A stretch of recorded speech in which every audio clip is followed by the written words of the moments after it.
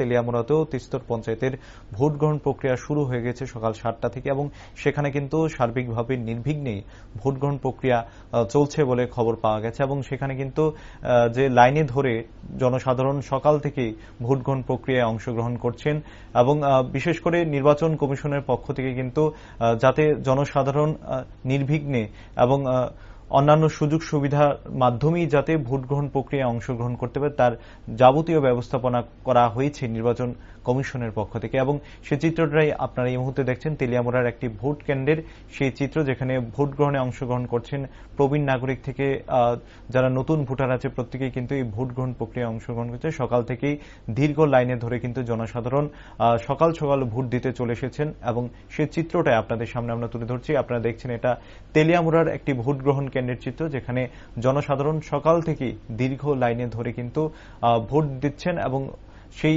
উৎসাহ উদ্দীপনার মধ্যে দিয়ে কিন্তু এই গ্রাম পঞ্চায়েত এবং জেলা পরিষদের নির্বাচনে কিন্তু অংশগ্রহণ করছেন প্রত্যেকে। আপনাদেরকে এবারে আমরা শোনানোর চেষ্টা করব এই যে ভোট গ্রহণ কেন্দ্রে সেখানে পরিদর্শনে আসা যে যিনি প্রার্থী রয়েছেন বিজেপি প্রার্থী এবং অন্যান্য সাধারণ জনগণ যারা রয়েছেন তাদের ভোট গ্রহণ কেন্দ্রে আসার পর কি অভিজ্ঞতা রয়েছে সে বিষয়ে সংবাদ মাধ্যমের সামনে কি বলেছেন শুনবো একবার।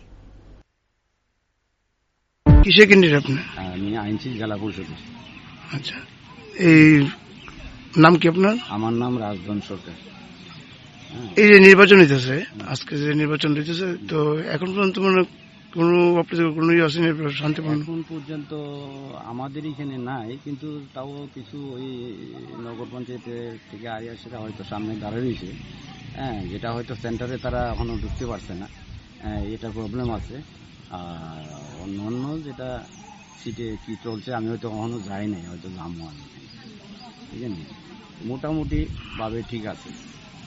আপনার অধীনে যেহেতু আপনার জেলা পরিষদের আন্ডারে কয়টা গাঁও সভা আছে? 5টা জেলা পরিষদের আন্ডারে 5টা গাঁও সভা আছে। ভোটার সংখ্যা প্রায় 10,400 সামথিং আছে। জয়ের মধ্যে আপনার কতটুকু আশা? আমার যদি কোনো দিকে তারা অপ্রীতিকর ঘটনা না হয় তাহলে এখানে 100% আমাদের জয়ের আশা আছে, 100%।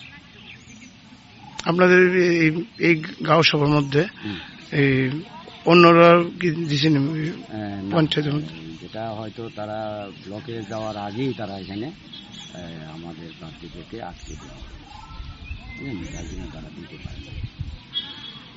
এখানে শুধু আমি জেলা পরিষদের আর এখানে বিজেপি বিরোধী নির্দল প্রার্থীরা আছে 1 নম্বরে এবং 2 নম্বরে, বুঝলেন। গ্রাম পঞ্চায়েত আমি বিজেপি থেকে প্রার্থী পঞ্চায়েত সদস্য এবং আমরা খুবই 100% আশাবাদী যে আমরাই জিতব, এই আশা আকাঙ্ক্ষা আমি রাখি।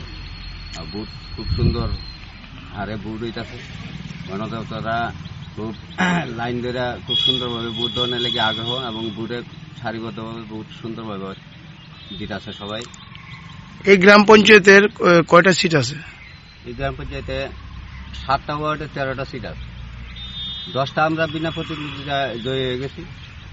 2টা ওয়ার্ডের 3টা সিট খালি নির্বাচন পঞ্চায়েত, আর এখানে জেলা পরিষদ আছে। পঞ্চায়েত সমিতি আমরা এমনি বিনা প্রতিদ্বন্দ্বিতা জয়ী হয়ে গেছি। আর জেলা পরিষদ আর 2টা ওয়ার্ডের 3টা সিট খালি নির্বাচন আজকে হচ্ছে।